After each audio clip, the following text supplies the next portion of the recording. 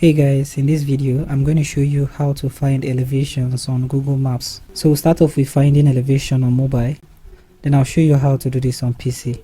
On your mobile, open the Google Maps. Once the Google Map is open, the first thing you want to do is to switch to terrain. Tap on layers and tap on terrain. Once you're done, click on the X. Now go to the search section and search for your location. Tap on your preferred location and this will take you directly to that point. Once you're here, you want to zoom in into your map a little. Now be careful not to zoom in too far and you'll be able to see the contour lines. If you zoom too much, you might not be able to see the contour lines. Now on PC, hover over layers and click on terrain.